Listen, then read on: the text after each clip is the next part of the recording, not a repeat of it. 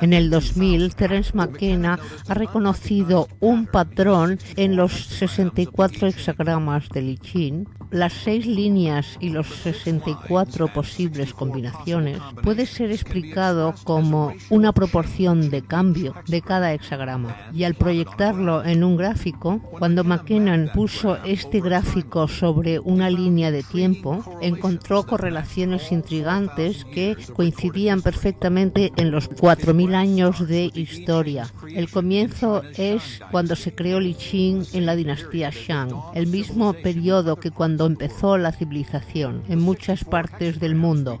Los 64 hexagramas se repiten 64 veces durante la historia. McKenna llamó a onda del tiempo cero. Las subidas y bajadas de este gráfico de Lichín parece que predicen exactamente la caída del Imperio Romano, el descubrimiento del Nuevo Mundo y las guerras mundiales del siglo XX. Pero lo más extraño de todo es que las líneas de McKenna llegan a una caída completa en una fecha específica, el 21 de diciembre del 2012. Mientras que el mensaje de McKenna es muy parecido a Malachi y a Nostradamus, su medio es definitivamente del siglo XXI. La bola de cristal de McKenna es una computadora personal y un software que ha diseñado que se llama Onda del Tiempo Cero.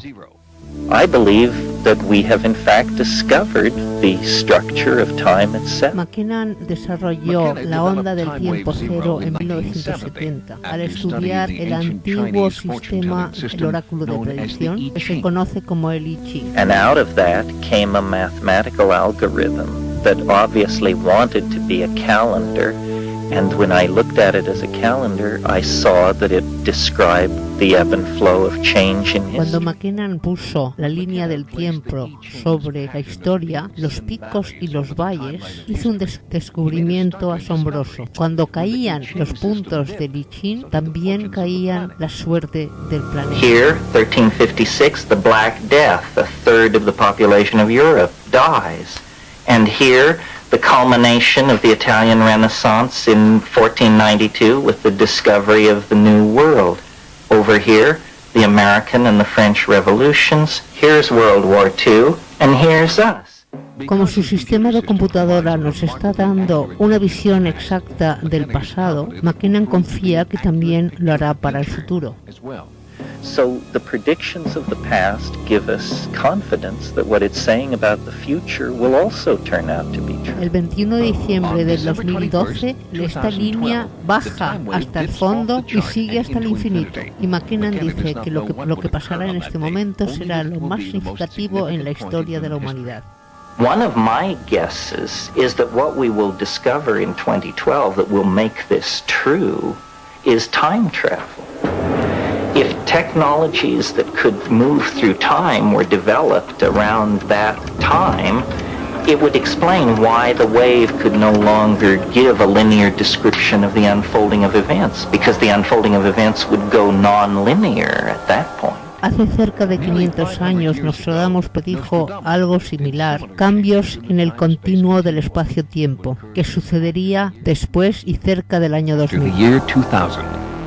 We are living through, in a 67-year period that stretches from 1945 to 2012, a compressed version of a larger historical epoch, 4,306 years long, that also ends in 2012. So that we have reached, by this reckoning, the late 700s right now. This is what we are living through. And ahead of us lies the Gothic Renaissance, the European Enlightenment, the discovery of the Newtonian mechanics, the discovery of the New World, that all lies ahead of us. It all has to be compressed into the next 22 years of time. And that is what accounts for the crazy quality of modernity. It's what accounts for fads and fashions. You know, hemlines are rising and falling in a rhythm based on the rise and fall of empires millennia ago. And these things are as causally linked as the orbit of the Earth is linked to the sun, you see. Because we are being drawn toward the attractor through shorter and shorter epochs. And not only must the entire last 4,000 years of history be compressed into this 67-year period from 1945 to 2012, but there is a 384-day period preceding December 22nd, 2012, when the last 67 years and the last 4,300 years have to be compressed into that. Then there's a final 6-day period when all of these things are compressed again. And so do you see what's happening? The spiral is tightening as it goes faster and faster. The resonances are impinging. The thing is getting nuttier and nuttier and nuttier as computers link all cultures together, all informational barriers dissolve. Everything is becoming connected to everything else. Not only everything in the present moment, but all past moments as well are being drawn, compressed, squeezed toward the production of the transcendental object at the end of time, which is nothing less than all time, all space, shrunk down to an atomic dimension and handed back to us. Do you see? The way Joyce constructed Ulysses was he had a character who was walking around Dublin in a fog trying to buy some kidneys to fry for breakfast, and Joyce made of his peregrination from one seedy bar to butcher shop and back, bordello, he overlaid it over the geography of the Mediterranean and the chronology of the Homeric wars, the Trojan Wars, and produced a novel which was in resonance with a much larger historical period. I believe this is how reality really works. I mean, I have a saying, Rome falls 9 times an hour. And it's your job to be sensitive to this. You can feel it when it falls. You can feel the rise of Chaldea, the spread of the Slavic peoples, the burning of Çatalhöyük, while you're vacuuming your apartment. Or having sex. All that stuff that's cycling. Those aren't your thoughts. Those are the thoughts of the Gaian matrix as these resonances mesh and reflect and work their way against each other. Nazi Germany down here, World War II, fought across the bottom of this trough. After World War II, everybody was sick to death of novelty. They'd seen about all of it they could stand. Death camps, radar, V-2 rockets, propaganda, radio, massive displacement of populations, eugenics, 1,000-year genetic control myths, master race theory. Enough already. And after Germany was kicked to pieces, all people wanted to do was go home, have some kids, mow the lawn, put their feet up and watch the game. And they did that. And this is the post-war Reconstruction era where the stress is all about, let's get back to normal. That was even a motto after 1945, return to normalcy and so forth. But then there are these you know, little stumbles along the way called Sputnik, assassination of John F. Kennedy, so forth and so on. And then as you come across the top, right here, the great turning point, 1967-68, you've got it all. You've got LSD, you've got a youth revolution, you have technology reaching for the moon, literally, and the moon landing is right there, right there. So, and then it all, and that whole, the 60s obviously blew the lid off of things and started a descent into novelty in which we are still experiencing and reeling from. It's a direct resonance to Homeric Greece. And the hippies did have a Grecian quality. I mean, all those barefoot people in robes practicing their vegetarianism and playing their flutes and gathering in green spots. Now notice that I have not reconfigured the wave from the first time when I set it for 6 billion years. We've come through planetary dynamics, we've come through evolutionary dynamics, we've come through the dynamics of ancient civilization. We now only have 5 years and 7 months on the screen. And what have we got? Okay, I'll show you what we've got. First of all, George Bush is elected right here, which means that Ronald Reagan leaves office right here. This is the absolute resonance for the fall of the Roman Empire. And Ronald Reagan clearly is the carrier of that energy, you know, the imperial style, the whole tone of the thing was Roman. Now, we have to account for this. What is this low point? It's Tiananmen Square, on the money. And if you don't think that was a novel event, try to picture it.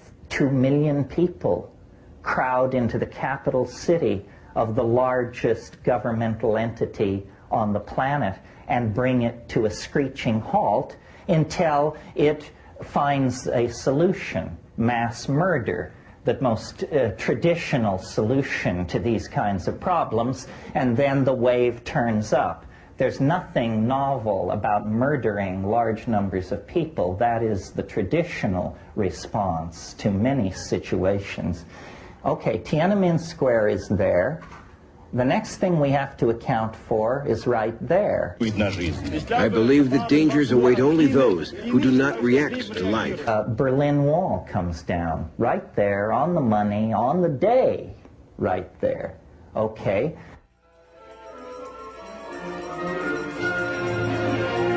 That little saddle there, the absolute resonance to the birth of Muhammad. It's the day Saddam Hussein invades Kuwait. This is the only original idea that I have ever come up with. The rest is just telling you what Schultes and Hoffman and everybody knows and what you could find out by spending time in a good medical library. This is original. And my notion of what the psychedelic experience is for is that we each must become like fishermen and go out onto the dark ocean of mind and let your nets down into that sea. And what you're after is not some behemoth that will tear through your nets, foul them, and drag you and your little boat, you know, into the abyss. Nor are what we're looking for a bunch of sardines that can slip through your net and disappear. Ideas like, have you ever noticed that your little finger exactly fits your nostril, and stuff like that. What we are looking for are middle-sized ideas that are not so small that they're trivial and not so large that they're incomprehensible, but middle-sized ideas that we can wrestle into our boat and take back to the folks on shore and have fish dinner. And every one of us, when we go into the psychedelic state, this is what we should be looking for. It's not for your elucidation. It's not part of your self-directed psychotherapy. You are an explorer, and you represent our species. And the greatest good you can do is to bring back a new idea, because our world is endangered by the absence of good ideas. Our world is in crisis because of the absence elements of consciousness. And so to whatever degree any one of us can bring back a small piece of the picture and contribute it to the building of the new paradigm, then we participate in the redemption of the human spirit. And that, after all, is what it's really all about.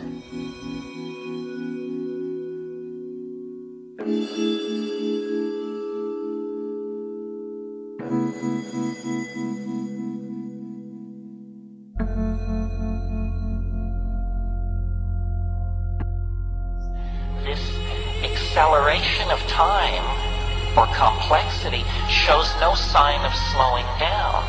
In fact, within the fabric of our own lives, we can almost daily, hourly, by the minute, feel it speeding up, taking hold. It's a cliche that time is moving faster and faster, a cliche of the mass media. But I want to suggest that this is not a perceptual illusion or a cultural mirage, that this is actually happening to the space-time matrix, that time is in fact speeding up, that history in which we are embedded because our life of 50 to 80 years is so ephemeral on a scale of 10 to 15,000 years, but nevertheless, history is a state of incredible destabilization. It's a chaostrophe in the process of happening. It begins with animals kept in balance by natural selection, and it ends with a global internet of electronic information transfer and a language-using species hurling its instruments toward the stars. There is no reason for us to suppose that this process of acceleration is ever going to slow down or be deflected. It has been a law of nature from the very beginning of nature that this acceleration was built in. What poses a problem to us as thinking individuals is that the speed of involution toward concrescence is now so great that we can feel the tug of it within the confines of our own lives. There has been more change since 1960 than in the previous several thousand years. There has been more change since 1992 than in the previous 1,000 years. Change is accelerating. Invention, connection, adumbration of ideas, mathematical algorithms, connectivity of people, social systems, this is all accelerating furiously and under the control of no one. Not the Catholic Church, the Communist Party, the IMF, no one is in charge of this process. This is what makes history so interesting. It's a runaway freight train on a dark and stormy night.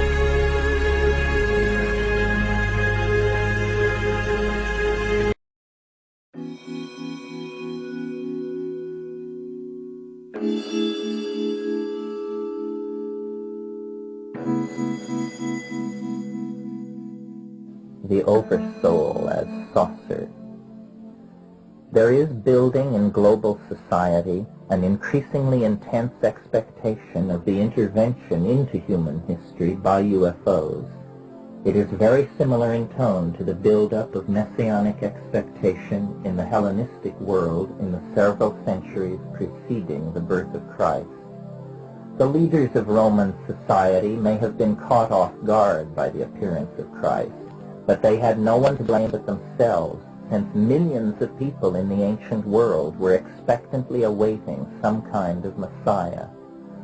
So today, science and government pooh-pooh the idea of world contact with the UFOs, while the contact cults grow ever larger and more insistent that contact is about to occur. Imagine, therefore, what you may never have seriously imagined before. Imagine what would happen if the UFOs were to appear. Imagine a spaceship of the Close Encounters of the Third Kind variety suddenly appearing in orbit around the Earth.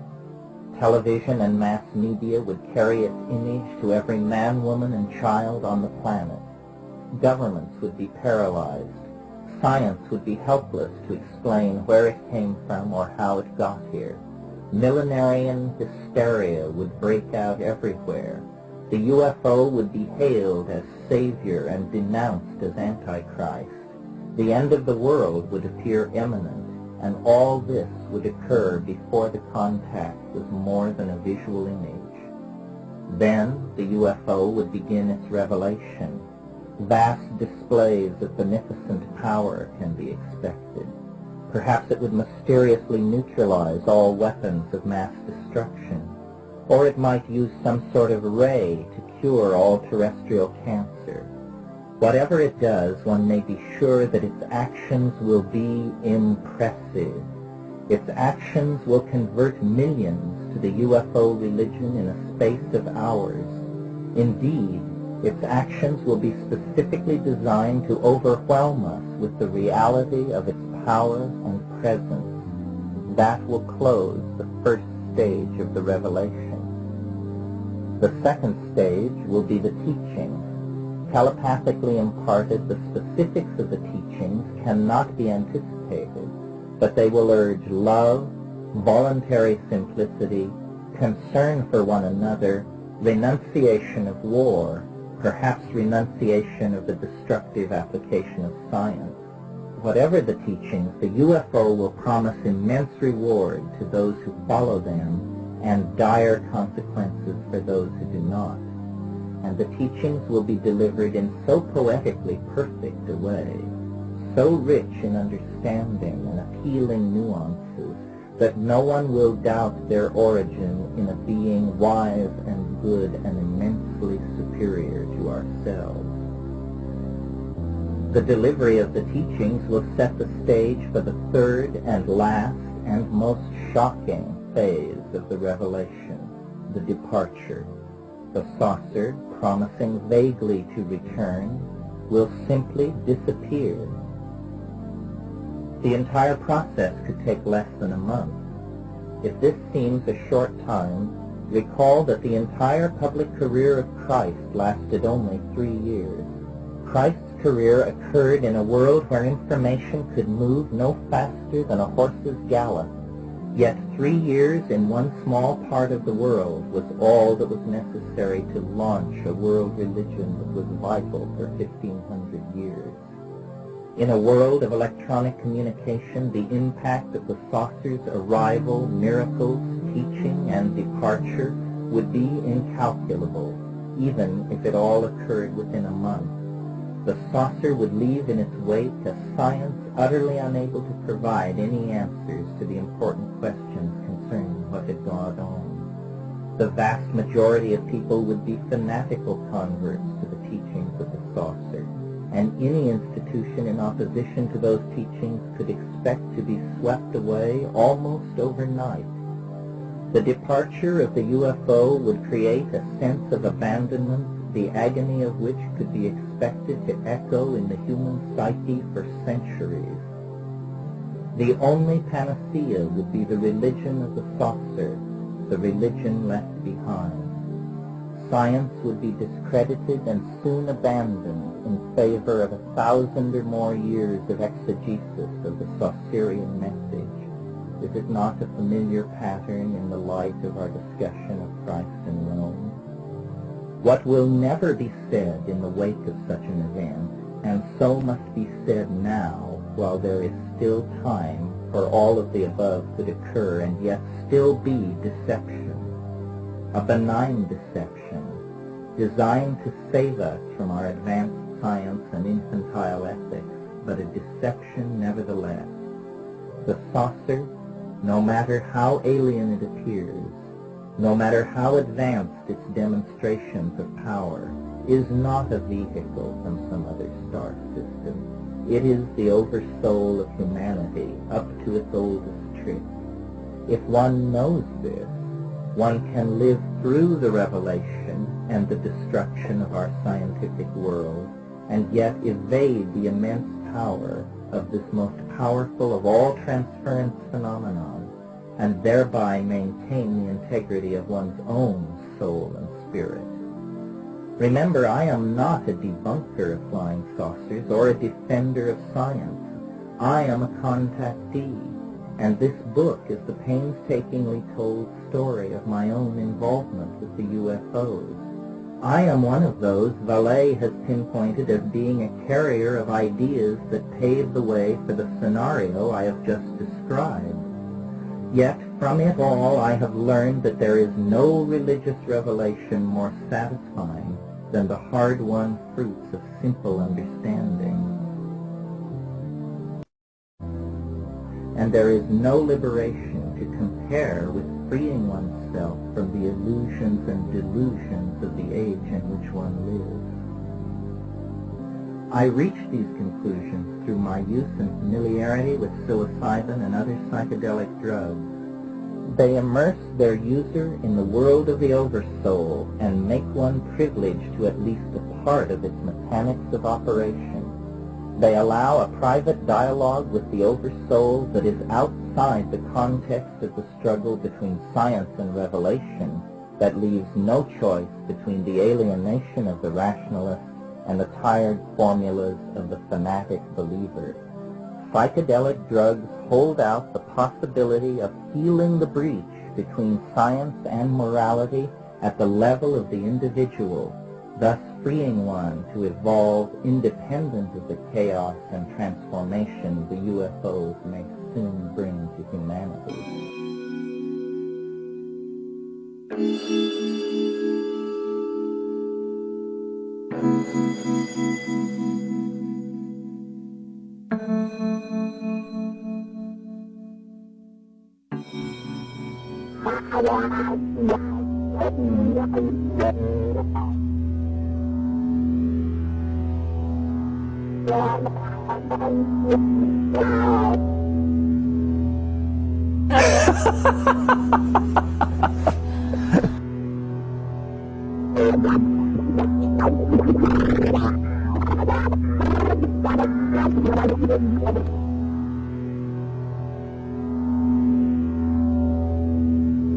I'm speaking to you from the Imaginatrix, a domain outside of space and time, a domain unknown to ordinary people. But over the centuries, exceptional human beings have learned the secret of moving between the worlds.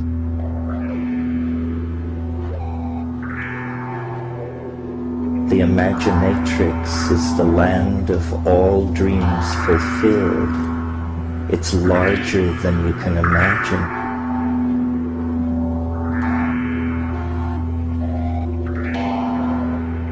It's a universe inside the human mind, and it's where the future is going. It is where our destiny lies, in a place where realities are made of thoughts, and where the only laws are the laws of the human imagination.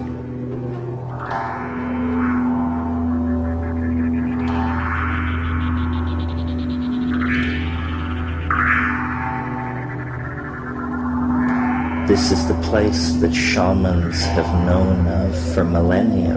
They pass through the portals that normally are reserved for the dead souls, moving between the worlds.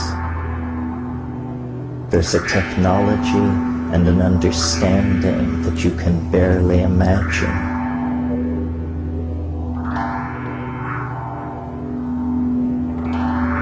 This is what has been kept from ordinary mankind for millennia. This is the real secret behind the idea of magic. This is the universe into which your entire world is destined to dissolve.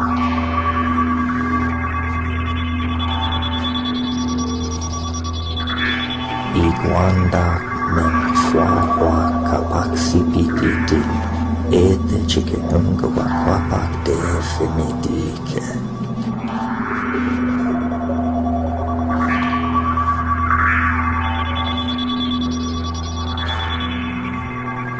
Everything is made of light. Everything is made of light. Everything is visionary reality, and the bodies of human beings are like thoughts. Some return to rest in the physical body, like an old friend returning to a long-abandoned home.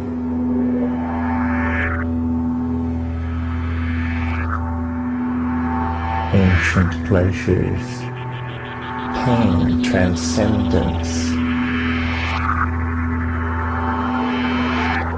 The richness of reality is folded into itself.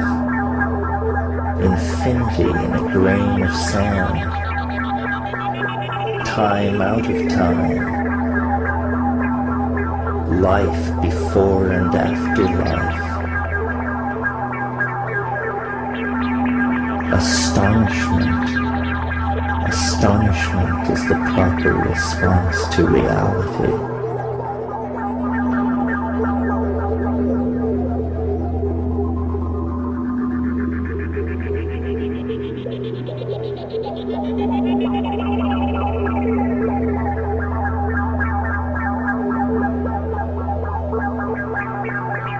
Idigem wai huam naxiki pipin edefwa hua jejmem wakapsi puti dingi heptut mi huareve kapohakwa nanki petete chkuka famia hakate bolonge edeve begento fuot emenunge Fuadagabek senzide putik fifemo wadovarenko pifektivet.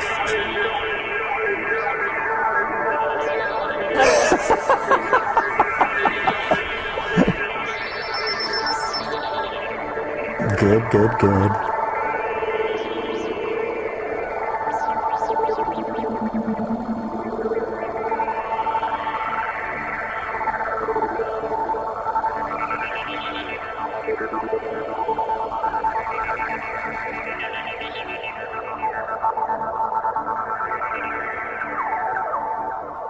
In a place where realities are made of thoughts, and where the only laws are the laws of the human imagination.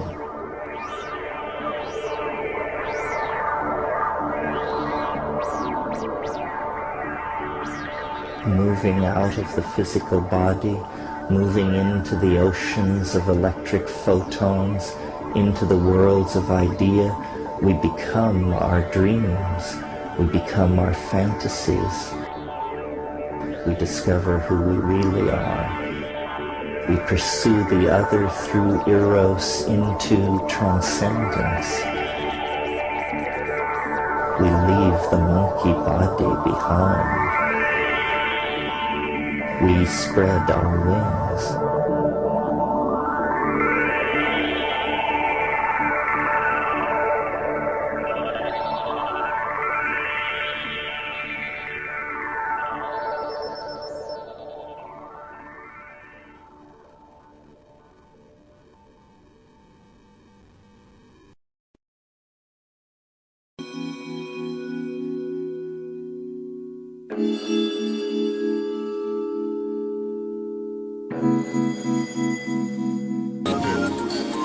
Which comes and goes and kind of ebbs and flows, and nobody ever mentions it or has a name for it, except some people call it Bad Hair Day, or some people say things are really weird recently.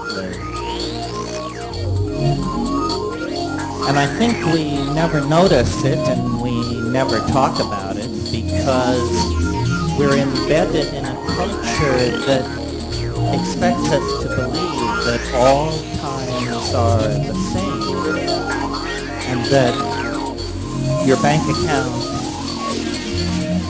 doesn't fluctuate except according to the vicissitudes of your own existence. In other words, Every moment is expected to be the same, and yet this isn't what we experience. And so what I noticed was that running through reality is the ebb and flow of novelty. And some days, and some years, and some centuries are very novel indeed, and some ain't. And they come and go on all scales, differently, interweaving, resonantly. And this is what time seems to be. And science has overlooked this most salient of facts about nature, that nature is a novelty conserving engine, and that from the very first moment of that most improbable Big Bang, novelty has been conserved, because in the very beginning there was only an ocean of energy pouring into the universe. There were no planets, no stars, no molecules, no atoms, no magnetic fields. There was only an ocean of free electrons. And then time passed, and the universe cooled, and novel structures crystallized out of disorder. First, atoms of hydrogen and helium, aggregating into stars. And at the center of those stars, the temperature and the pressure created something which had never been seen before, which was fusion. And fusion cooking in the hearts of stars brought forth more novelty. Heavy elements, iron, carbon, 4-valent carbon. And as time passed, there were not only then elemental systems, but because of the presence of carbon and the lower temperatures in the universe, molecular structures. And out of molecules come simple subsets of organisms, the genetic machinery for transcripting information, aggregating into membranes, always binding novelty, always condensing time, always building and conserving upon complexity, and always faster and faster and faster. And then we come to ourselves. And where do we fit into all of this? 5 million years ago, we were an animal of some sort. Where will we be 5 million years from tonight? What we represent is not a sideshow or an epiphenomena or an ancillary something or other on the edge of nowhere. What we represent is the nexus of concrescent novelty that has been moving itself together, complexifying itself, folding itself in upon itself for billions and billions of years. There is, so far as we know, nothing more advanced than what is sitting behind your eyes. The human neocortex is the most densely ramified and complexified structure in the known universe. We are the cutting edge of organismic transformation of matter in this cosmos. And this has been going on for a while, since the discovery of fire, since the discovery of language. But now, and by now I mean for the last 10,000 years, we've been into something new. Not genetic information, not genetic mutation, not natural selection, but epigenetic activity, writing, theater, poetry, dance, art, tattooing, body piercing, and philosophy. And these things have accelerated the ingression into novelty so that we have become an idea-excreting force in nature that builds temples, builds cities, builds machines, social engines, plans, and spreads over the earth into space, into the microphysical domain, into the macrophysical domain. We, who 5 million years ago were animals, can kindle in our deserts, and if necessary upon the cities of our enemies, the very energy which lights the stars at night. Now, something peculiar is going on here. Something is calling us out of nature and sculpting us in its own image. And the confrontation with this something is now not so far away. This is what the impending apparent end of everything actually means. It means that the denouement of human history is about to occur and is about to be revealed as a universal process of concressing and expressing novelty that is now going to become so intensified that it is going to flow over into another dimension.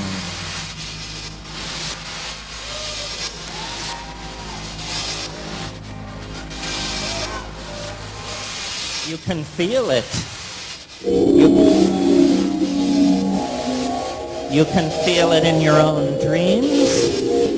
You can feel it in your own trips. You can feel that we're approaching the cusp of a catastrophe, and that beyond that cusp, we are unrecognizable to ourselves. The wave of novelty that has rolled unbroken since the birth of the universe has now focused and coalesced itself in our species. And if it seems unlikely to you that the world is about to transform itself, then think of it this way. Think of a pond, and think of how if the surface of the pond begins to boil, some enormous protean form is about to break the surface of the pond and reveal itself. Human history is the boiling of the pond surface of ordinary biology. We are flesh which has been caught in the grip of some kind of an attractor that lies ahead of us in time and that is sculpting us to its ends, speaking to us through psychedelics, through visions, through culture and technology. Consciousness, the language-forming capacity in our species, is propelling itself forward as though it were going to shed the monkey body and leap into some extra surreal space that surrounds us but that we cannot currently see. even the people who run the planet, the World Bank, the IMF, you name it, they know that the history is ending. They know by the reports which cross their desks that what the disappearance of the ozone hole, the toxification of the ocean, the clearing of the rainforest, what this means is that the womb of the planet has reached its finite limits, and that the human species has now, without choice, begun the descent down the birth canal of collective transformation toward something right around the corner and nearly completely unimaginable. And this is where the psychedelic shaman comes in, because I believe that what we really contact through psychedelics is a kind of hyperspace. And from that hyperspace, we look down on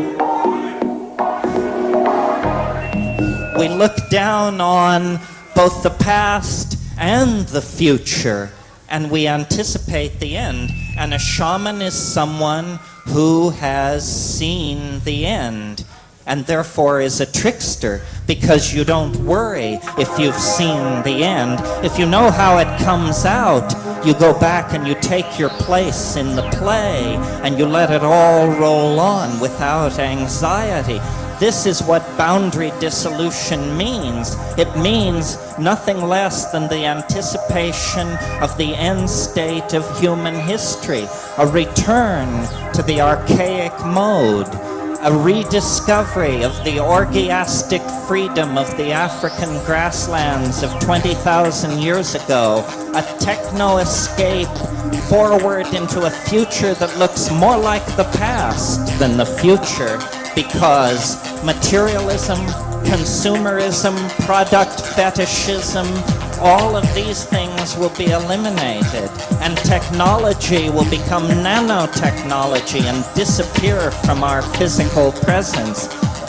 If we have the dream, if we allow the wave of novelty to propel us toward the creativity that is inimical to the human condition, this is what we're talking about here. Psychedelics as a catalyst to the human imagination. Psychedelics as a catalyst for language. Because what cannot be said cannot be created by the community.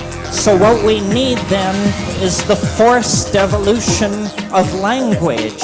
And the way to do that is to go back to the agents that created language in the very first place. And that means the psychedelic plants, the Gaian logos, and the mysterious beckoning extraterrestrial minds beyond, hooking ourselves back up into the chakras of the hierarchy of nature, turning ourselves over to the mind of the totally other that created us and brought us forth out of animal organization. We are somehow part of the planetary destiny. How well we do determines how well the experiment of life on Earth does, because we have become the cutting edge of that experiment. We define it, and we hold in our hands the power to make or to break it.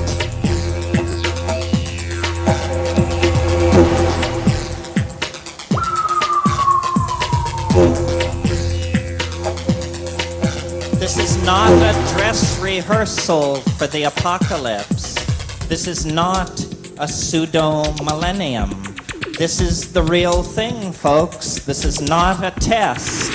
This is the last chance before things become so dissipated that there is no chance for cohesiveness. We can use the calendar as a club.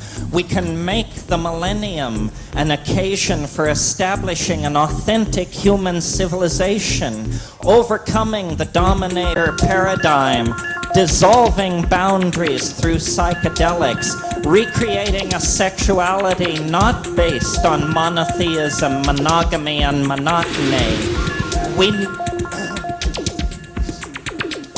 All these things are possible if we can understand the overarching metaphor which holds it all together, which is the celebration of mind as play, the celebration of love as a genuine social value in the community.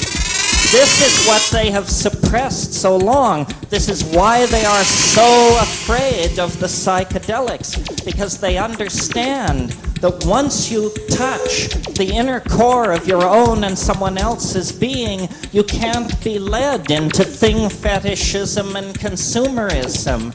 The message of psychedelics is that culture can be re-engineered as a set of emotional values rather than products. This is terrifying news. And if we are able to make this point, then we can pull back.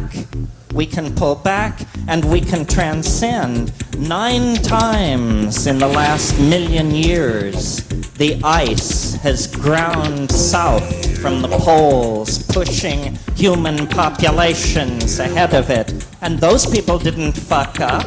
Why should we then? We are all survivors. We are the inheritors of 1,000,000 years of striving for the unspeakable. And now, with the engines of technology in our hands, we ought to be able to reach out and actually exteriorize the human soul at the end of time. Invoke it into existence like a UFO and open the violet doorway into hyperspace and walk through it out of profane history and into the world beyond the grave, beyond shamanism, beyond the end of history, into the galactic millennium that has beckoned to us for millions of years across space and time. This is the moment. A planet brings forth an opportunity like this only once in its lifetime, and we are ready, and we are poised, and as a community, we are ready to move into it, to claim it, to make it our own. It's there. Go for it, and thank you.